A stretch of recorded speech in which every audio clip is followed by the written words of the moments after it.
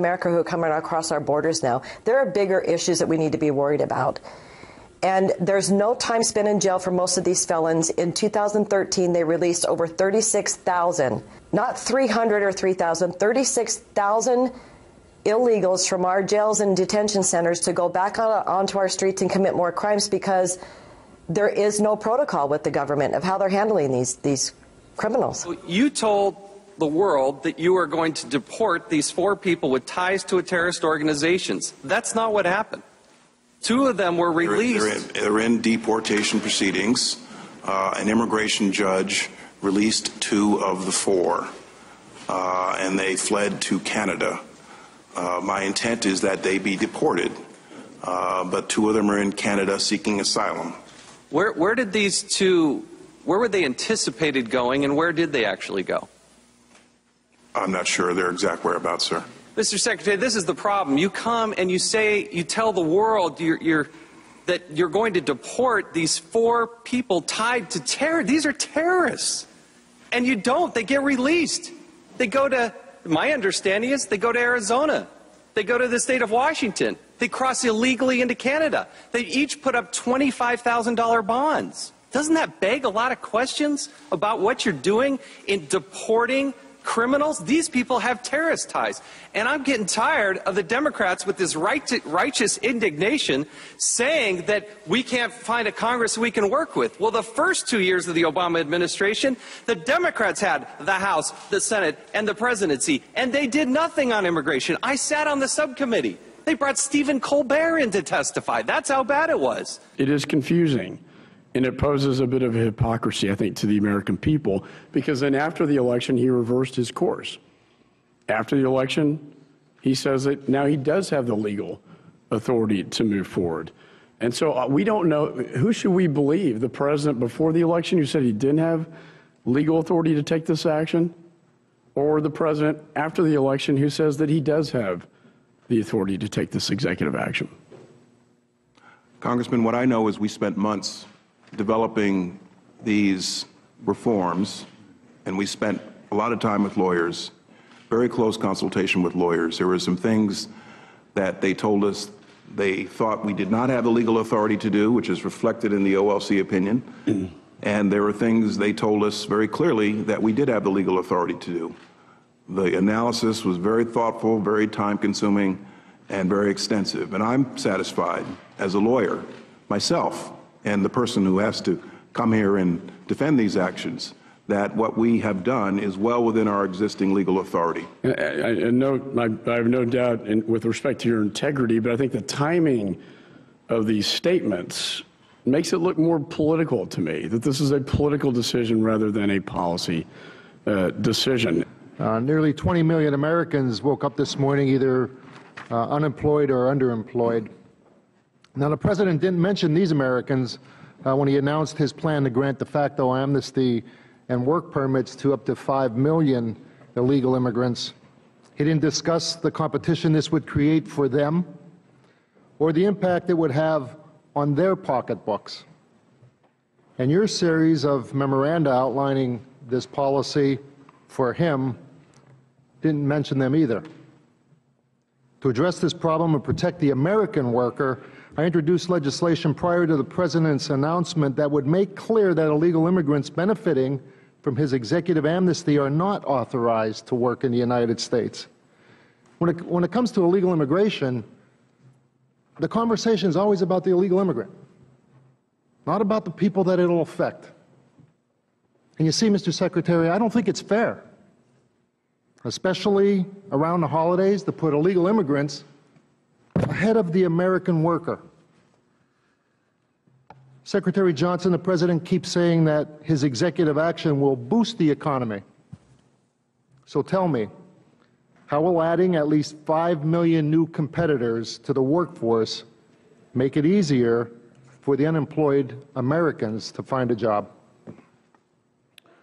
Congressman, the fact is, as I'm sure you know, that we have lots of undocumented in this country working off the books. And if that's not apparent, then I suggest you spend some time in a restaurant here in the Washington, D.C. area to see it for yourself. What we want to do is encourage those people to get on the books, and I will provide them a work authorization so that they may legally continue in the. But how does that make it easier for the American worker? We keep talking about the illegal immigrant. Here we go again, talking about the illegal immigrant and how we can make it easier for them. How does this help the American worker who can't find work and can't provide for his family? Who's fighting for them? My question for you, Mr. Secretary, is what do you say to someone who believes the president took action to change the law? We did not change the law. We acted within the law. Can you play the clip? This is from November 25th. This is the president in Nevada talking about this.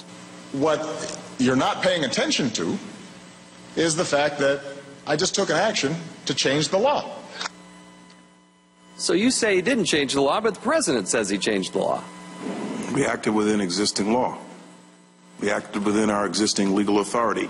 Listen, I've been a lawyer 30 years. Somebody plays me an 8-word excerpt from a broader speech, I know to be suspicious. Okay?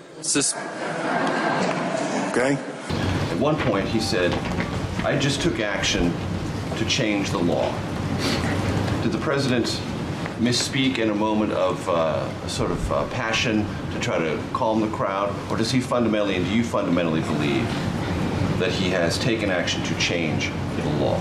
I think he was speaking colloquially. What you're not paying attention to is the fact that I just took an action to change the law. DNA Force. When cells become toxic, they die early and aging sets in. DNA Force. No one has put together a formula that focuses directly on brain health, nerve growth factors, and optimizing your cellular energy at the same time. Just one of the key compounds, BioPQQ, is backed by major clinical studies. DNA Force. We now have the synergistic solution. Secure your DNA Force today at InfoWarsLife.com or call toll-free 888-253-3139. DNA Force. Introducing the first proprietary oxygen-based intestinal cleanser, OxyPowder, backed by FDA-approved Phase 1, 2, and 3 clinical trials. All the toxins from the air, the food, the water, ultimately ends up in the gut or affects the gut. Take your health into your own hands and start cleansing your body today with OxyPowder.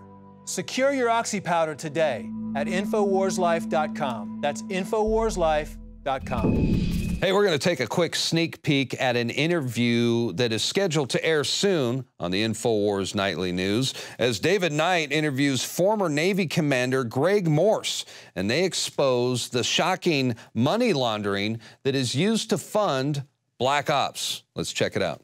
Joining me on the phone tonight is Greg Morse. Now, Greg's a former F-4 Phantom driver for the U.S. Air Force, U.S. Navy, and a lieutenant commander for the U.S. Navy. He was self-employed for 30 years in real estate, all areas of aviation industry as well. And this is key. He was one of a very small group that uncovered the savings and loan crisis in 1985. When we had this massive mortgage pump and dump that happened in the late 2000s, you had some people contact you and ask you if you would look into this. You weren't directly involved because you didn't have a loan that was in default, but they asked you to take a look at this, right? That's correct. I had a home mortgage, but at that point I was basically retired, David, and the only thing I had was a current note, never late. What we found and have documented on our website, in my singular mortgage, we identified over 1,000 individually documented and legally cited events of either outright fraud or statute and code, state and federal violations of law. Okay, now I want to go over the tax fraud issues, the security fraud issues, what's going on in the bankruptcy court. And as I pointed out in the introduction, this is the largest tax fraud case ever. It's the largest security fraud we've ever seen. And of course, the largest bankruptcy we've ever seen. And this ties into black operations, terrorist events, overthrows of government. We want to get into all that. That's the big picture, but let's take it a little bit at a time. Let's first go to the tax fraud issue. Explain the significance of the fact that you filed a RICO civil lawsuit in 3 states. Why did you do that for? We filed it because we've had a federal civil pro se, meaning I represent myself, lawsuit filed initially in the Eastern District of Texas Federal District Court. What we have found since we've been at it for almost 3.5 years now The case has promulgated into being in 3 different courts in 3 different states, and as of today, we still have not been allowed to have our first hearing of any kind. Wow. So what they've attempted to do clearly, and it's all on the docket, we can prove every single word we're saying with court-entered documents on the court dockets, is that they don't want the evidence, which now exceeds 15,000 pages. They don't want that evidence coming out. So what they've tried to do is to play the shuffle off the Buffalo country boy kick the can routine with us by judges lying, lawyers lying, submitting fraudulent documents. Then we challenge them. They admit on the record that, yes, they did submit fraudulent documents. We're sorry. We didn't think you really wanted us to tell the truth. But now that you're motioning us for sanctions and motions to compel, now we'll give you the real truth. So they've been trying to keep me, in addition to the threats and all the rest of the malarkey that goes with it, they've been attempting to keep this case from coming out into the public. Not because of me. This is not about my case. This is about the fact that we have been able to take what we learned going down that rabbit hole, and we have been able to determine 3 things. 1, it is in fact the largest income tax evasion fraud in recorded history in this country. Second, it is the largest securities fraud in recorded history.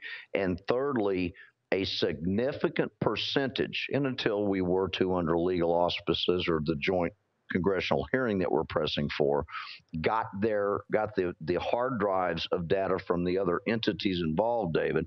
I can't give you an exact percentage or dollar amount, but many of the dollars that were stolen from the American public through the mortgage crisis found their way through the Depository Trust and Clearing Corporation at 55 Water Street in Wall Street. They went from there to the Federal Reserve, then to the Union Bank of Switzerland, and many of those funds have been used to proffer terrorist activities and black ops. All right, folks, that's going to do it for tonight's broadcast. The InfoWars Nightly News will return, Lord willing, tomorrow evening at 7 o'clock p.m. Central Time. Until then, have a blessed evening, and we'll see you back right here tomorrow night. Good night.